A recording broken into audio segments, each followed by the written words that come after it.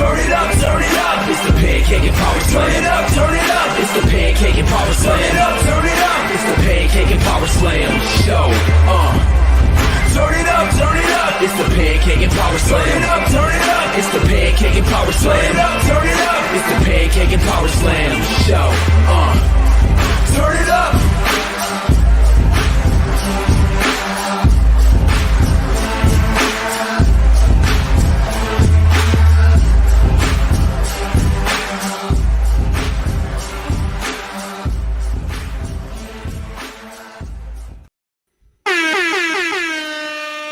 What is going on, everybody? This is Dr. Chris Featherstone, and we are here for episode 627 of the Pancakes and Power Slam show, coming off the heels of the 12-year anniversary show. Ladies and gentlemen, had an amazing time with you all at the 12-year anniversary show. It was super, super duper fun. I had a great time as always, and I really want to thank you all for your support, your continuous support, and just having a fantastic time with me on the anniversary show last week. And Lord willing, we're going to have more, man. It's going to be funner and more fun and more fun, and just continue to have those amazing shows. You know, it's the thing is, man, I was so happy that I was able to put together that 12-year anniversary show, and it was great in the way that it did, man. I have been incredibly busy, just so busy over the past year, really, but really probably, especially this year. I mean, this has been a just insanely busy year for me. So, but the good thing is, it's been very busy in a very good way. So yeah, it's been fantastic. So, you know, I was able to put it together and have a great time, and it was wonderful. So I had a great time. So guess what, man? 13 and 14 and 15 and all of those teens and all those good jazz, and maybe even getting to 20, you know, all those good things. It's going to be more in store. So thank you once again, every single person, for making it a memorable and an amazing PNP show. All right. So the topic at hand is Cody. So Cody Rhodes winning the championship. I'm sure there's going to be some questions from the PNP Nation about my thoughts on that. And today we're going to talk about Damian Priest. When I believe Damian Priest will lose the World Heavyweight Championship, I think that it's actually clear. I think that it's clear when Damian Priest will lose the World Heavyweight Championship. So from what I received, the intel that I received backstage, there were several pitches that happened before the match, and I was told that there were several pitches before landing on the final is what I was told, actually.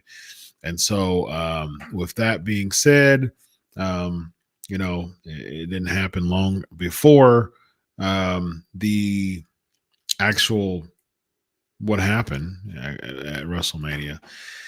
So it really didn't seem as if it really doesn't seem as if they really had Damian Priest on the radar to be the top guy on one of the brands. So it didn't seem like they had Priest to be one of the top guys. So now they're going to have to, and we saw that. I mean, it was very clear. We saw that with Raw. Like, let's think about it. Look, I'm an R-Truth guy. I've said that many, many times. I am an R-Truth guy, ladies and gentlemen. I love R-Truth. I've chatted with R-Truth before. Just a nice guy. Just a really overall cool dude. And I'm rooting for him, man. So I really liked the segment. The segment merited a bit of a chuckle. But it really showed that they will continue to make Damian Priest feel like mid. R-Truth got kicked out the Judgment Day by Damian Priest and company. Damian Priest, yes, he's been winning more, recently. But the problem is he still did not feel like a main eventer before winning the championship. And did he feel like a main eventer on Raw? No, he didn't feel like a main eventer on Raw. Now, the main event was to determine the number one contender for the championship. Jay won. And why in the world would you make Jey Uso a fodder for the sake of building up Damian Priest? You're trying to build up Damian Priest, who came from mid, with Jey Uso, someone who doesn't, his name is main event Jey Uso, but they've done a poor job with making him look like a main eventer too. So you're trying to make Damian Priest look better by booking him to beat someone who already was booked mid in the first place. Don't get it. I don't understand that. And there's not going to be a story with it. Like, so you're giving me a non-story title match with Jey Uso, which is someone who they should absolutely be protecting, to book strongly. So there's no way in the world, and that is going to cause Damian Priest to feel more like a main eventer. And I just think that it just felt hot shot. It felt like it was hot shot. And we saw on Raw how much essentially it was hot shot as far as him winning and becoming champion.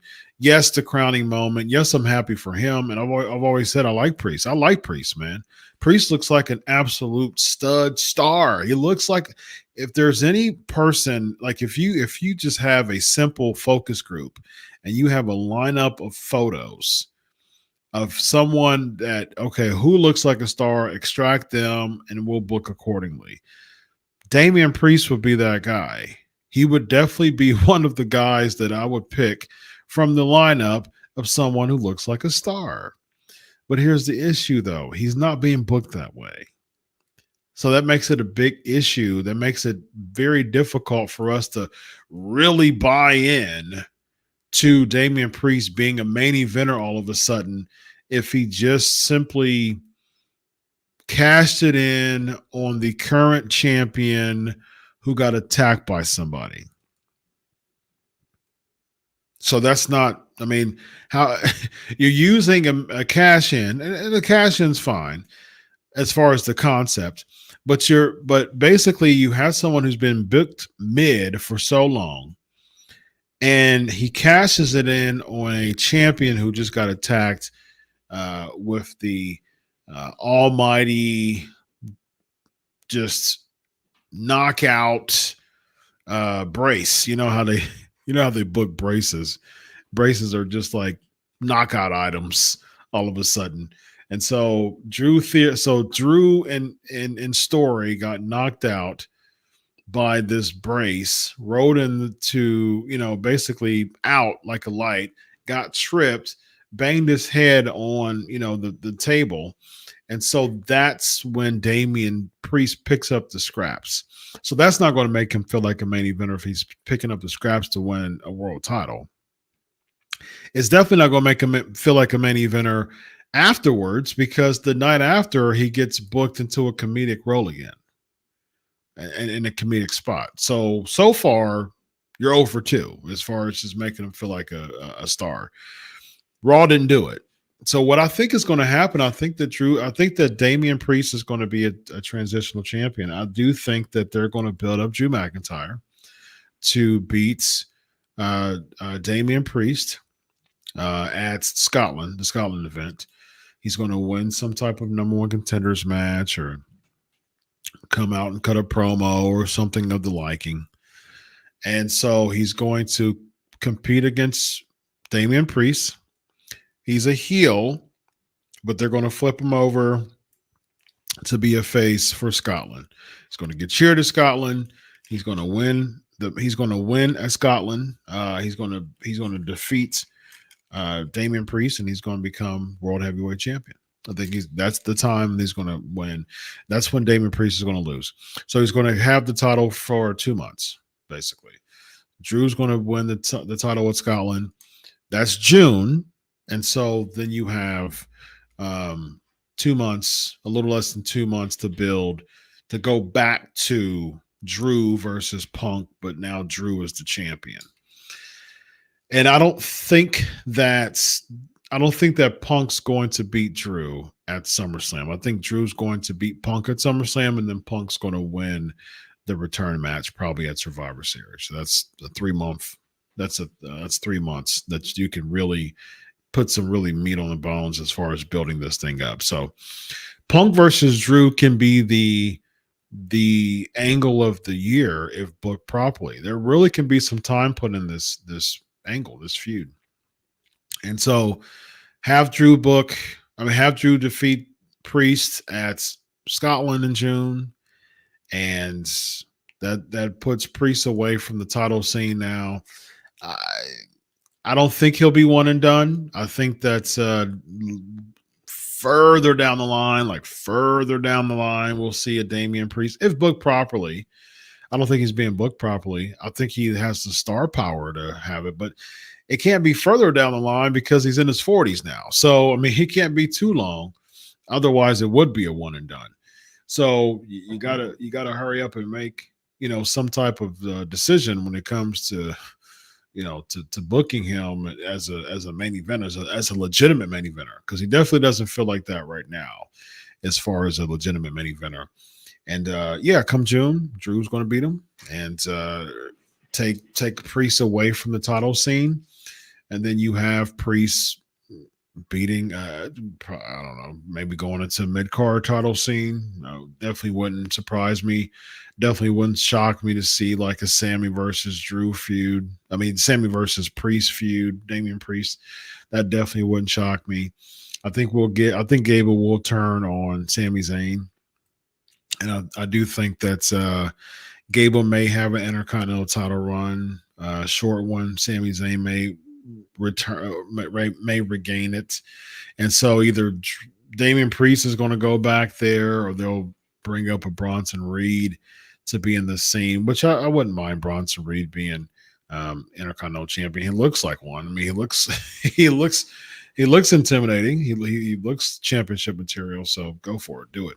I'm in favor of it. But unless they book him strongly, as long as Damian Priest is with Judgment Day, he's not going to be booked strongly, man.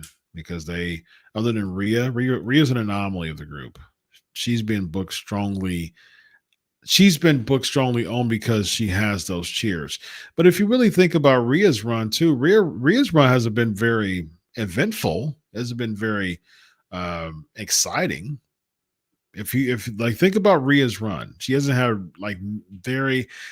a really strong, solid major angle that's been for a long time. She had like a small angle with Nia just because of Australia. She was basically the Drew of this year. I mean, as far as of early this year, Australia pay-per-view, they wanted her to be the face, made her look good.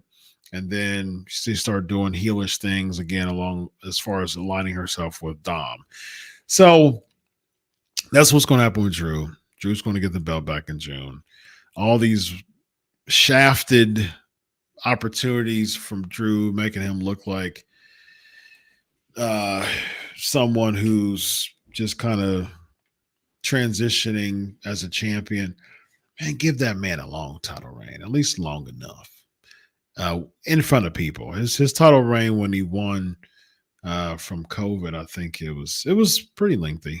5 months, maybe 5 months around there, because I think he lost to Orton September, October time, won it at COVID Mania. And so I think he lost it in September, October. That's when he was feuding with Orton. So 5-6 month reign. Still not long, long enough in many in other cases, but not the longest. And so, but here's the unfortunate part. I don't think that this reign will be long for Drew either. And just keep shafting Drew McIntyre, man. If there's anyone who's backstage who doesn't have the appearance to look shafted or to be shafted or book shafted, it would be Drew McIntyre. But yeah, I mean they're kind of using him as a good little hand. Tisk tisk. You don't want to do that. All right, ladies and gentlemen, you know what time it is. Oh yeah, it is time for the question game.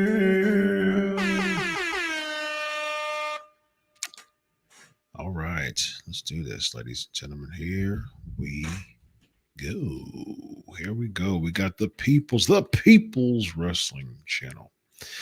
What do you think of AJ Styles and Bayley's new theme? Styles is very generic. I don't like either one of them, man.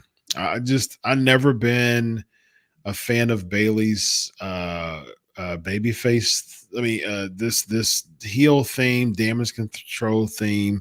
The damage control theme as a faction isn't horrible, but Bayley's theme when she turned heel and this theme is this kind of more of a guitar strummed theme with her now.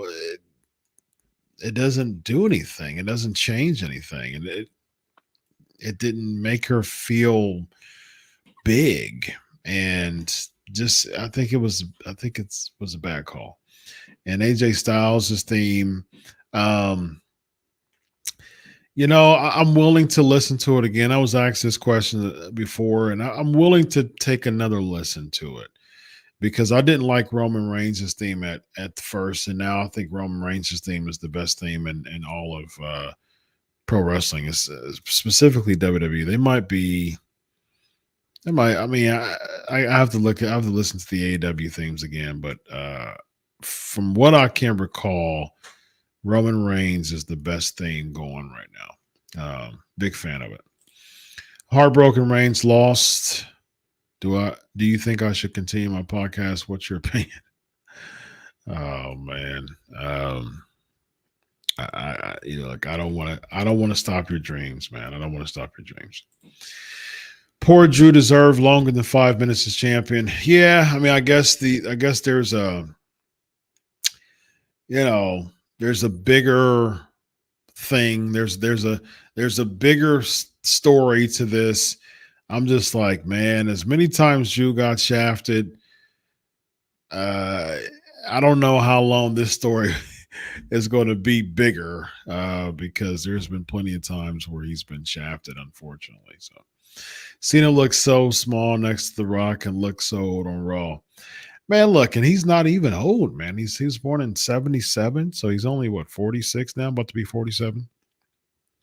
I mean, it's not old. 47 years old, man.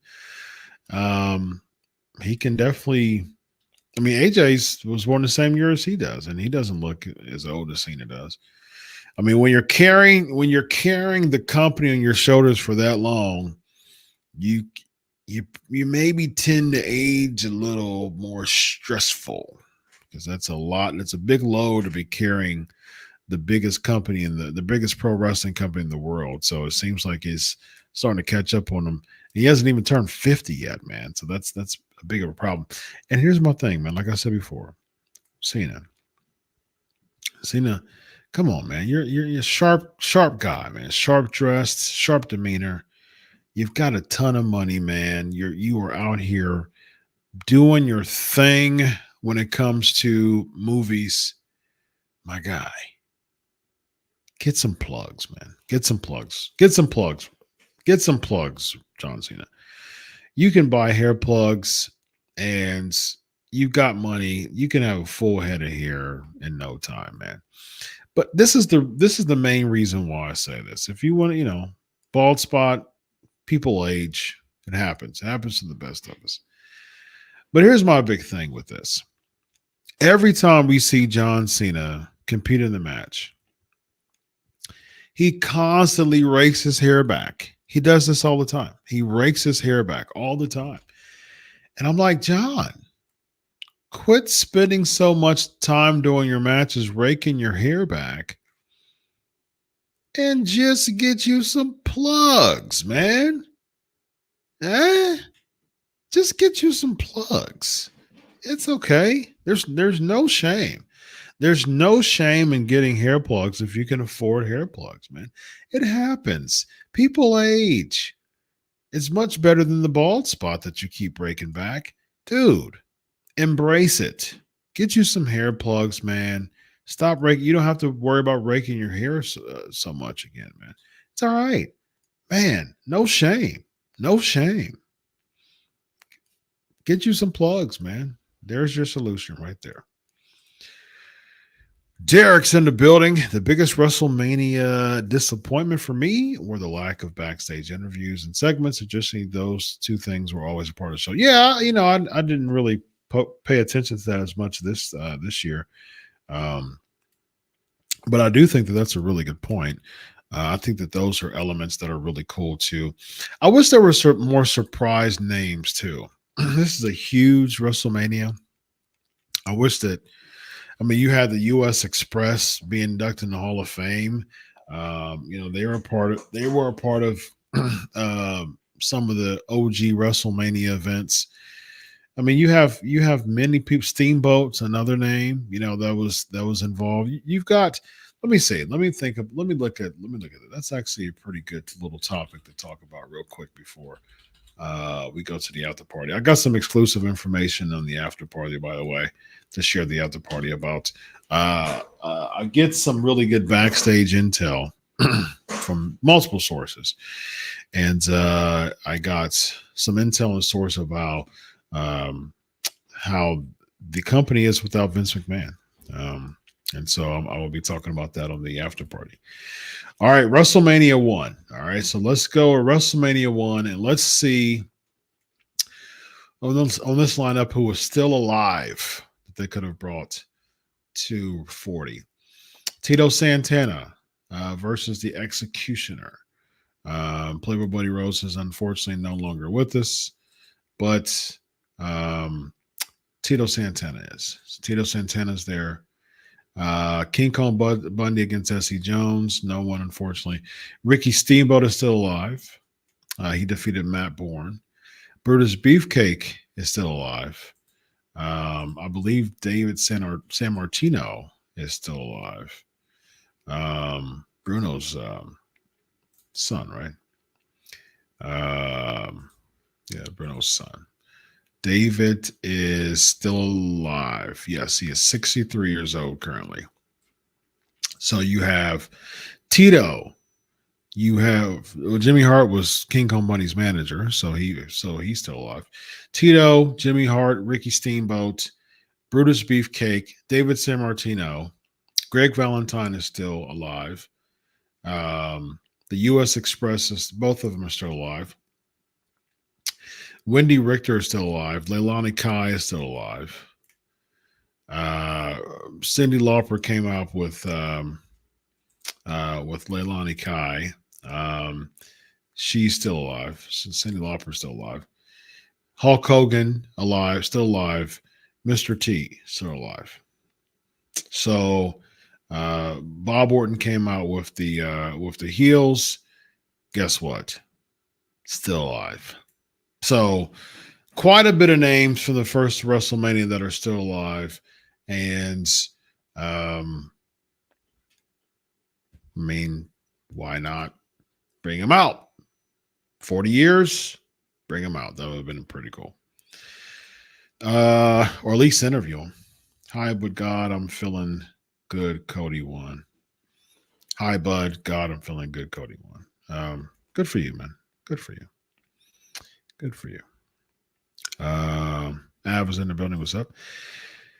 Do I see Priest going to SmackDown? I think Cody maybe to SmackDown since the Bloodline. There's more Bloodline members over there. That'd be interesting. Because technically, Cody won the title that's more represented on SmackDown. But the draft is coming up in a few weeks. So if Priest gets over there,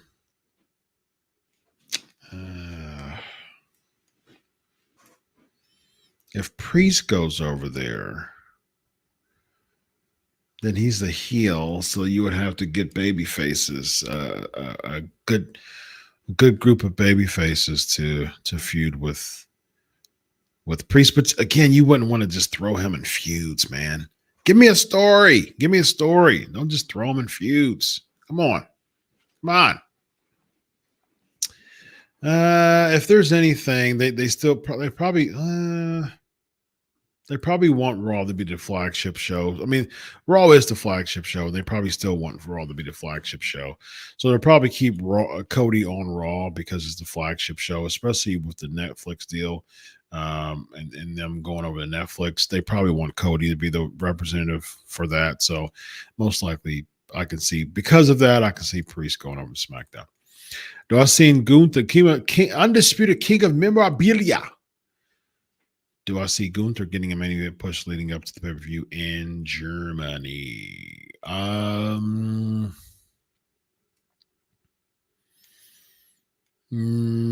big main event slot, perhaps,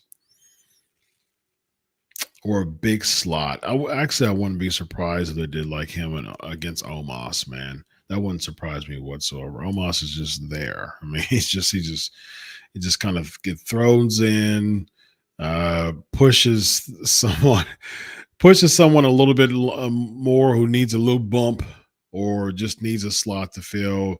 He comes out as a giant, and they have people beat him. So that wouldn't surprise me whatsoever. Elvis says, I'm afraid I got some bot news for you. Yesterday, my car had to be towed. Apparently, the transmission went out. That is bad news. But what is some good news you can give me? That sucks. That sucks. My car transmission has went out before too. So I can feel your pain. I can empathize with you. Not only sympathize, but empathize with you. But what is the next step of getting that daggone thing fixed or getting a new car? So here's the thing, man. I see when you give me lists, man, it makes me, I got to think about these things. You got to tweet those things to me so I can think about them. So undisputed king of memorabilia was asking, what are my top 5 wrestlers to go to Raw and top 5 to go to SmackDown? I have to see a list. I'm sure that Vince and I will probably do this. We've done it before. If we're assigned to do it, we probably will. But as far as draft is concerned, I don't even know, man. The draft over the past few years have been, and it hasn't really mean anything. It hasn't meant anything. Nothing. So you can throw wrestlers, and now you've got like you got a whole faction being a part of one pick, and a tag team who's kind of a tag team who breaks up as a tag team. They get one pick, and it's a lot, man. It's a lot. I don't even know again, it goes back to criteria, just similar to the Hall of Fame. What's the criteria, man? What are we working with here? Undisputed, could I rate the top 3 matches for you at WrestleMania? I'm going to combine both nights. I'm going to say my favorite match of both nights was Sammy Gunther. I think that was the best match. I think number 2 was Cody Roman. I think number 3 was the ladder match. Yeah. Those were the only 2 matches to me. That was only 3 matches to me. There was more than 3.5 stars, although what do star systems mean? But, I mean, for the sake of doing a Siskel and Ebert type of review of it, sure. I mean, that's 3.5 stars. Those, to me, are the only 3 matches that had over 3.5 stars. The rest of them were under. Elvis, what do you think was the worst part of WrestleMania 40 AJ Styles and LA match? Was a bathroom break. That was one of them. It was okay. It wasn't horrible. It was probably 3 stars. just because of the match itself wasn't horrible. But like I said before, I mean, you could have saved this for SmackDown, and I was right. I mean, it didn't do. There was nothing about it that screamed WrestleMania during, before, after. Nothing about it that screamed WrestleMania. Nothing. So, yeah. The worst part of the WrestleMania 40 to me was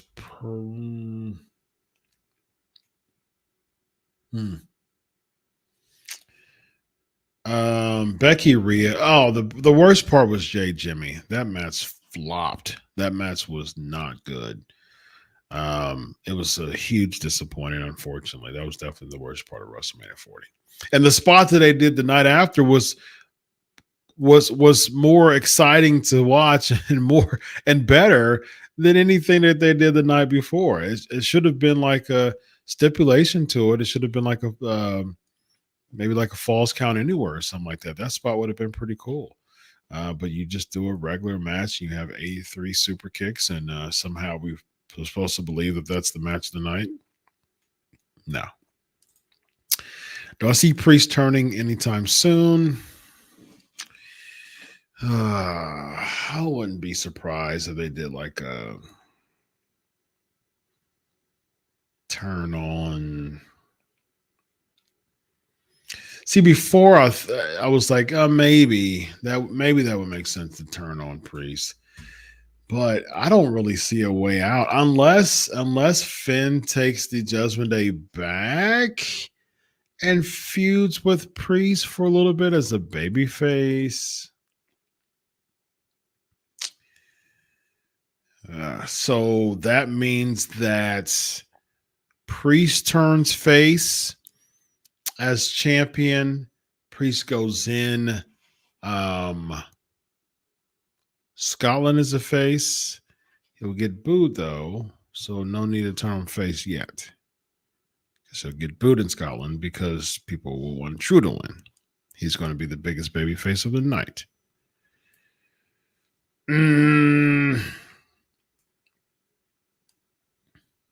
Yeah, I down the line. I mean, the Judgment Day is going to have to break up somehow. What I think of Paul Heyman's Hall of Fame speech, it was the most watched Hall of Fame speech in digital media history, I believe, something like that. 27 million digital views. There's a lot of hype behind it, and watched it, and it was Paul Heyman, man. That guy knows how to be an orator, as he would say, as his father was. He's a fantastic orator. And yeah. It was, it's interesting about Paul Heyman though, man, because you can tell with like, you can tell that just Paul Heyman's life is dependent on pro wrestling, man. He's a pro wrestling through and through, and that's cool because he really has honed his craft so much when it comes to just really honing his gimmick, being such a good communicator, man, and such a cool communicator. The only thing about that though, man, is like, man, once you just revolve your whole life around wrestling, it's like, okay, so what's next? Like, where do we go from here when it comes to that? Because you get to the point where you're like, so if wrestling's all you have, what happens when wrestling's over? I know that he had his Heyman hustle and things like that, but those are, wrestling is his, like he is wrestling. Like everything about him screams pro wrestling, man. He's got to stay in the gimmick. He was even talking about like, man, look, I don't even know how to talk about myself, because I was just thinking, when he said that, I was thinking like, yeah, I mean, it makes sense because we've revolved your whole life around pro wrestling. There's life after wrestling, and we'll see how that goes. Thoughts on Reed Bronson Reed winning the Andre the Giant means nothing, just like it does every time, every week. It means nothing. I mean, like every year. I mean, it means nothing. Like I said before, I think that the winner of the Andre the Giant Battle Royal should have a world title match of their choosing, either on Raw or on SmackDown. So it would have made sense if Bronson Reed would have won and he would have had a world title match against either Damian Priest or Cody Rhodes. So at least give it a stipulation. At least give it a stipulation. And plus, you've got Backlash the next month, which doesn't really have nothing going right now. So either you can have the Andre winner go against someone the same week, or you can have the Andre winner have an automatic shot at Backlash. I mean, give it something. Because guess what? He lost the next night or 3 nights later because it was taped. And that was a Friday night. Friday night was SmackDown was actually live, but because the Hall of Fame was right after that. But I think it's interesting because Bronson Reed won, but 3 days later on Raw, he lost the world title contenders match. Derek said, I think it's time to bolster, go through the main event status and get that his loss to Sammy ever happened. I think the reason why they did the loss was to bolster him up. And, it is what it is, man. He'll be main eventer sooner than later. Elvis, did WWE forget about the Women's Battle Royal for WrestleMania? I guess so. I guess they just didn't have their women's roster. I mean, that's indicative of their women's roster. I mean, they just no women's battle royal this year. Undisputed, do I see Steph coming back, or was it a one-off? It was a one-off. Yeah, so I'm confused on the Undertaker's part in Roman versus Cody. I understand Cena and Jay. That was probably supposed to be. Excuse me.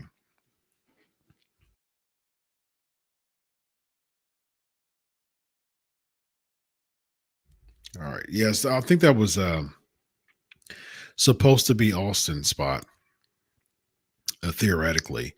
And Austin was probably like, no, I'm not doing a run-in. You're not presenting me an interesting enough pitch to make me care about that spot. I don't care enough about that spot, so I'm not going to do it. And so the Undertaker comes because the Undertaker is a company guy.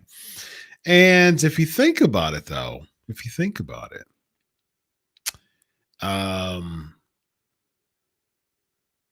Taker's got some beef with Roman because who was the person who defeated Taker at WrestleMania last? So Taker has lost twice at WrestleMania, and Brock Lesnar was one of them. He's no longer there as of right now.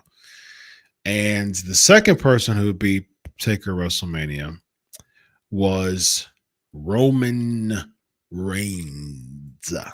So it makes sense that Taker will want to get, yes, he ended up teaming with him and stuff like that, to Roman up turning babyface. I mean, he was babyface already. But, maybe Taker's like, hey, never forgot that. You were the one who beat me at WrestleMania in Florida, WrestleMania 33. So I'm going to get my revenge back, and I'm going to let you know I'm going to interfere because I do not want Roman to win against Cody Rhodes. So there you go. There's one. And the other thing is, just from a personal standpoint, the Undertaker's last hurrah was against AJ Styles in front of 0 people. So, Undertaker is all about having that last hurrah and making sense and having that final moment in his career. And although the last Raw match was absolutely phenomenal, I think it was well booked, it was still in front of no one. So now he had an opportunity to have his last WrestleMania moment potentially in front of people because it was 70 plus thousand people there. And he had that last moment. And I think that I think the Undertaker spot was really good though. He didn't last, he wasn't there too long. It wasn't a match. You know, he the lights went out, gong, lights went back on. He's standing behind the Rock, gives the Rock a choke slam, lights off, gong, gone. I think that was brilliant. Very, very good spot there. Very well booked.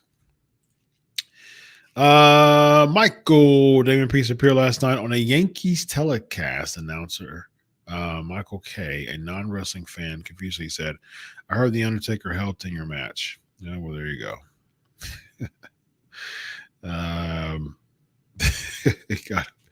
He got misidentified for Cody Rhodes, I guess. Can you name everyone that has won an Andre Battle Royal without looking up? No, I don't think so. Cesaro, Big Show, Jay,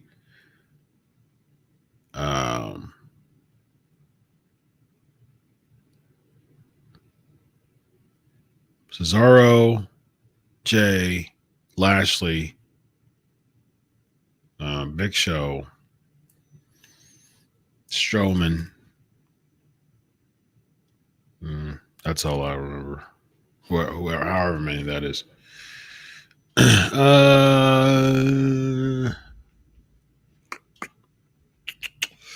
Undisputed.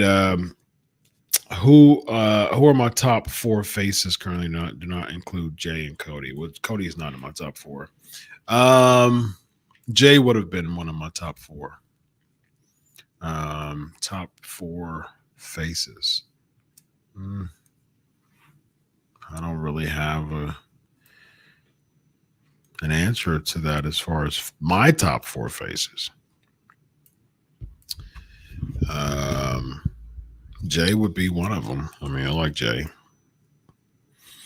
So with him discarded, I can't give you four because I can't even give you one other one. Outside, I like Lashley, Bobby Lashley. Who else? Yeah, I mean, what else? What other big top faces are there right now? Yeah, that's as far as my top four faces. That's all you get from me, man. There's not a lot of faces to work with for that option to be available to answer. Do I see Judgment Day turning on him? Like I said, down the line, perhaps. Who would I see dethroning Rhea? Oof. Undisputed is asking. Goodness. You got to give me draft. Just I got to wait to the draft of, who they could be doing that. It's got to be someone that's a really menacing heel. Bring Charlotte back to Raw and make her a heel and have her dethrone Rhea. And then you can set up Bianca can go to the draft. You can set up Bianca Charlotte for the title next year. I can see Jay joining Raw on the Raw. How about you?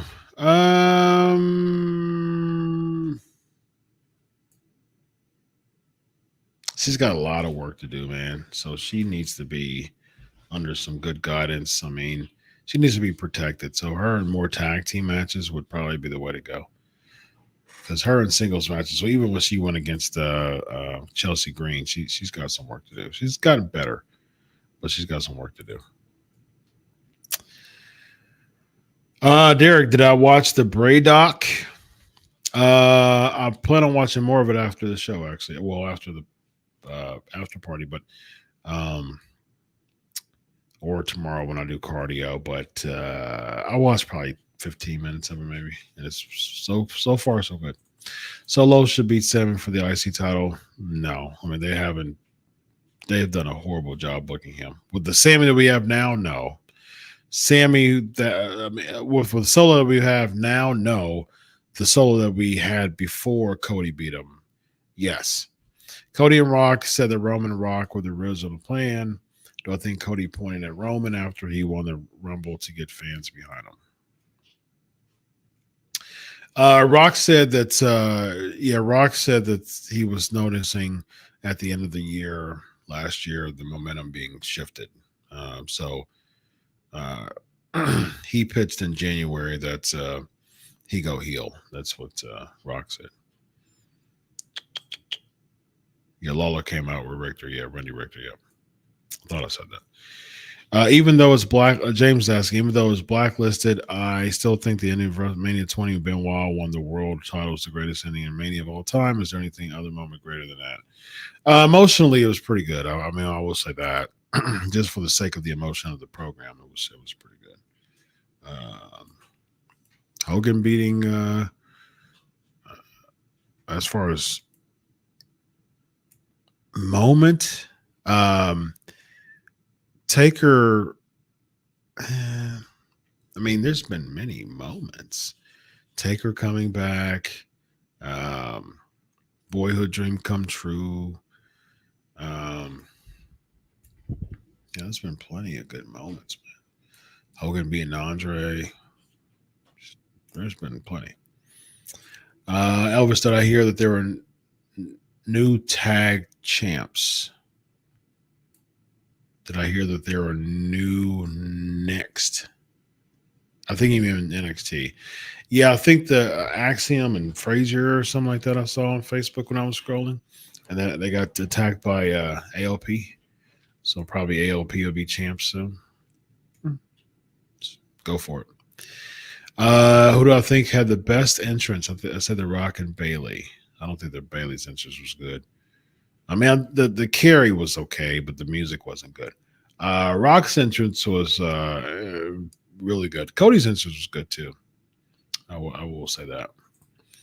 Elvis, do I think the street fight match and Bubba, I think what you meant to say, being the special guest, what I think of that? Did I catch you off guard? No. I mean, Bubba's an ECW guy, so it's Philly that catch my guard. I mean, the match was meh. I mean, gave Bobby Lashley an opportunity. I mean, he wasn't even on the card last year, so gave him a spot. Gave the Street Profits a spot. Sure, go for it. Derek, all these wrestlers need to chill out with the super kicks and table spots. It's way too much. Amen to that, man. That was, I mean, especially that Jay and Jimmy match. It's horrible. So many daggone super kicks, man. James, my favorite mid card ever in WWE history is Boss Man. I'm not familiar with his 80s run with WWE, but I'm very familiar with Boss Man's 99 run. Do you think his 99 run is better than 80s run? No, I don't. His 80s, Boss Man in the 80s, late 80s, early 90s. It was really early 90s that he really, became a babyface and did amazing. I liked Boss Man. Boss Man's run, his theme song was amazing too.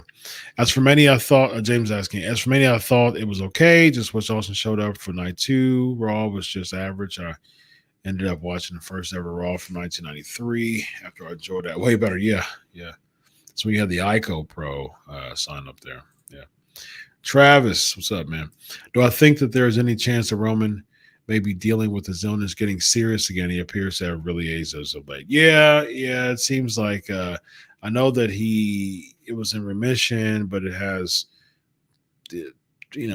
opportunities to come back anytime soon. And he still has to take medicine for it and stuff like that. And so he's still treating it. I mean, it's not gone. He's still treating it. So, he gets fatigued, man. So he needs to get him some rest. And so that's definitely what it seems like is going on right now with Reigns.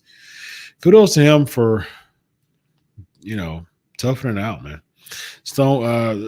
People's Wrestling Channel, Stone Cold's wife was ill. That's why he wasn't there.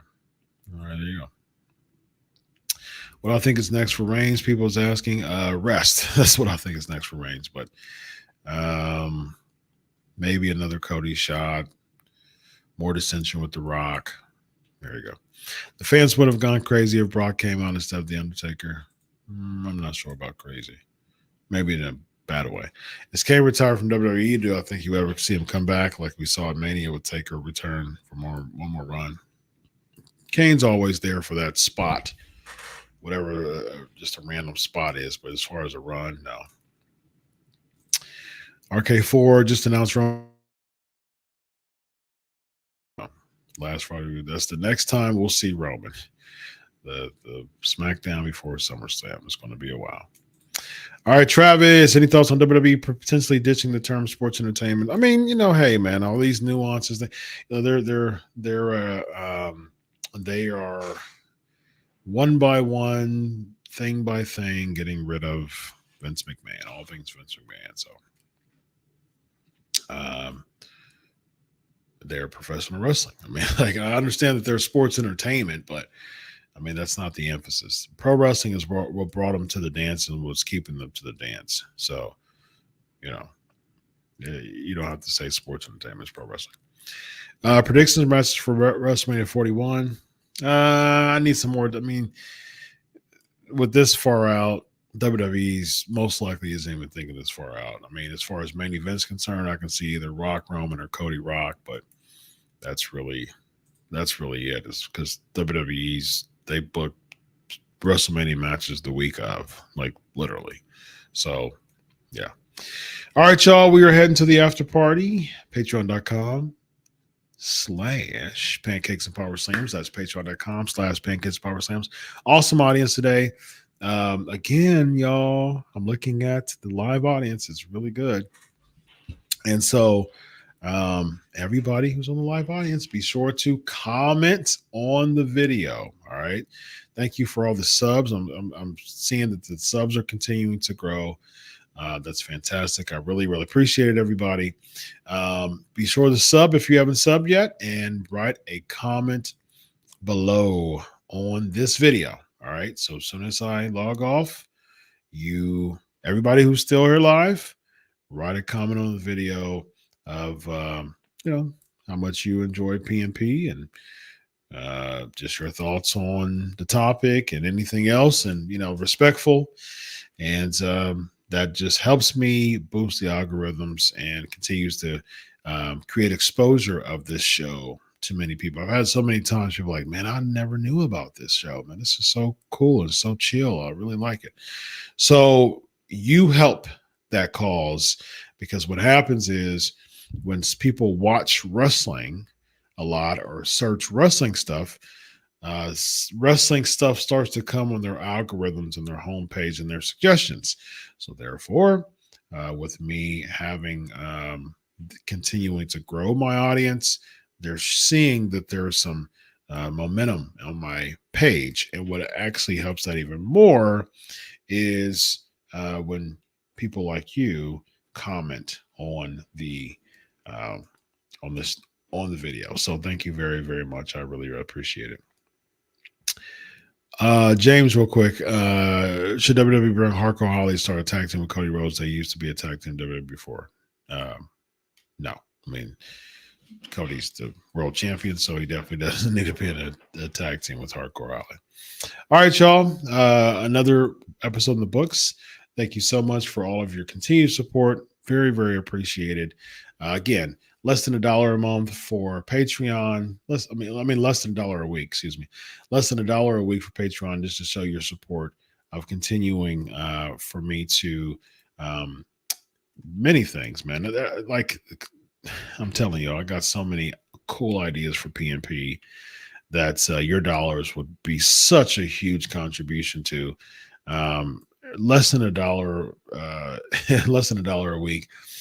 We have a really good time with the after party. I've got all types of backstage stuff. We have conversations with me. I throw quizzes. I throw trivias. We just have a great time. So we're heading out there now.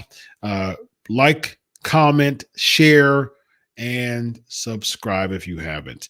Until next week, enjoy your week of wrestling. God bless, and always remember, I'll do it for you. Have a good night, buddy. So long.